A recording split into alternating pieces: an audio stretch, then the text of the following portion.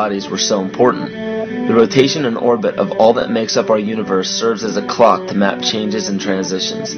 This helped the ancients understand that the change of the heavenly bodies were a mirror to the changes of all existence.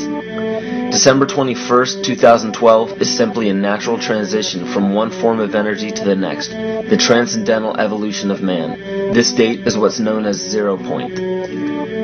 Our sun, as well as our planet Earth, is losing its magnetic field as the Earth is slowing in its rotation. All the while, its base resonant frequency, also known as the Schumann cavity resonance, is increasing in accordance with the predictable sequence of the Fibonacci theory. At a cellular level, our bodies respond to an electromagnetic pulse. The ancients called this the sacred circuit. The cells receive this pulse from the brain, which receives its pulse from the heart, which receives its pulse from the earth. This pulse comes from the solar system, which from there comes from the galaxy, which ultimately comes from our entire universe.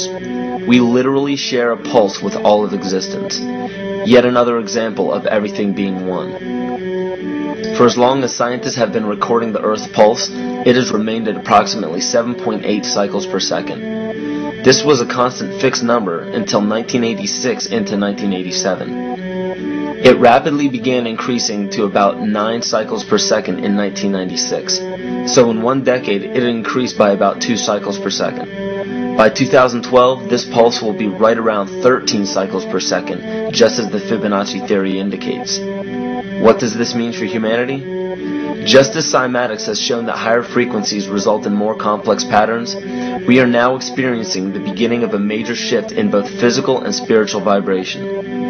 It's difficult to understand what exactly will happen to our physical bodies, but ancient scriptures, pagan and monotheistic religions, mystery schools, and secret fraternal orders have all given indications as to what this experience will be like.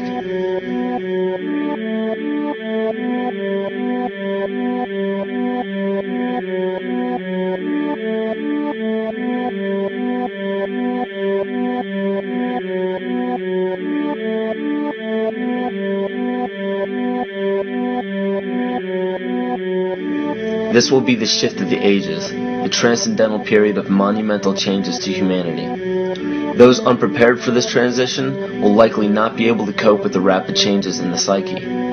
The only way to prepare for what is to come is what we have sought after for our entire lives: truth. Not the truth about governments, commerce, religions, terrorism, or anything external, but the truth within ourselves, within our psyche and our shadow self. Especially in Western cultures, we are taught that being normal means only being happy and never sad, only loving and never angry, only forgiving and never jealous. This sounds plausible, but it is not.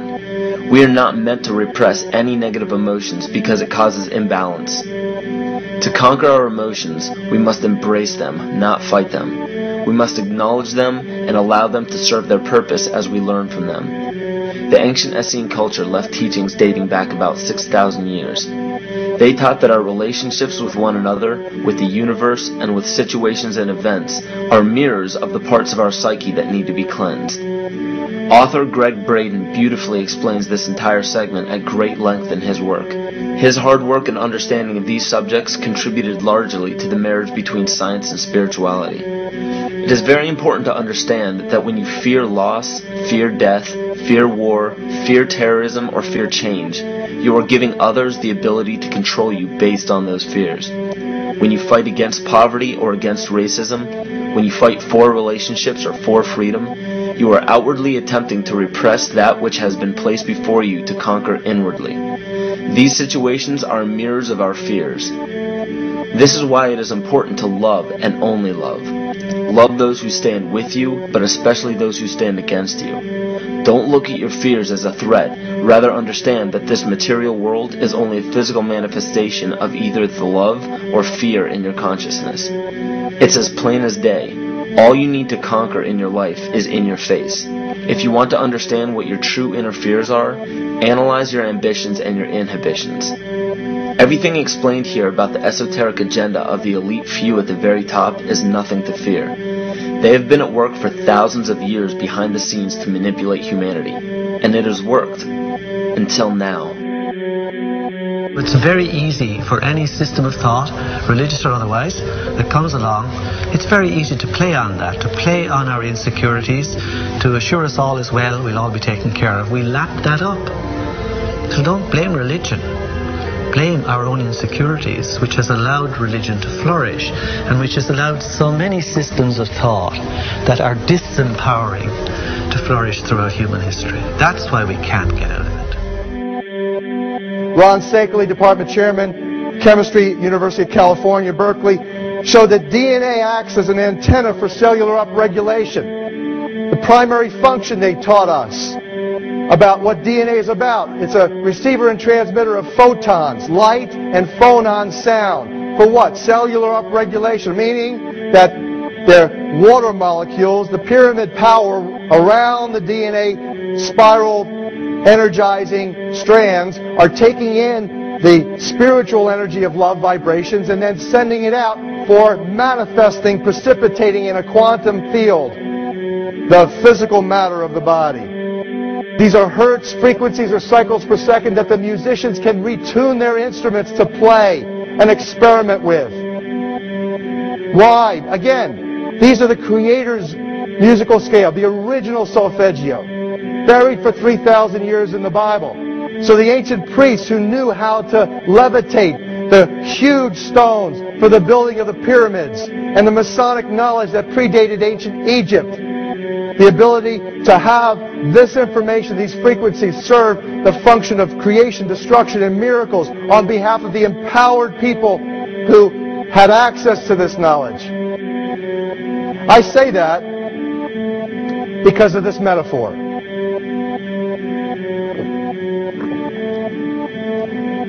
This is the difference between the power of our Creator and anything else, particularly evil. That you can go into a pitch black room full of evil, full of darkness, and light a little candle, and instantly that darkness flees. But you can't do the opposite.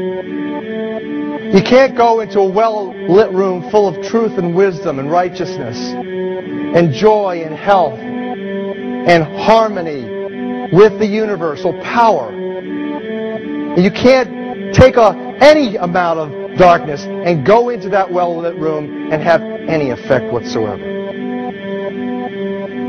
That is the metaphor which I frequently think of when I think that I'm not empowered.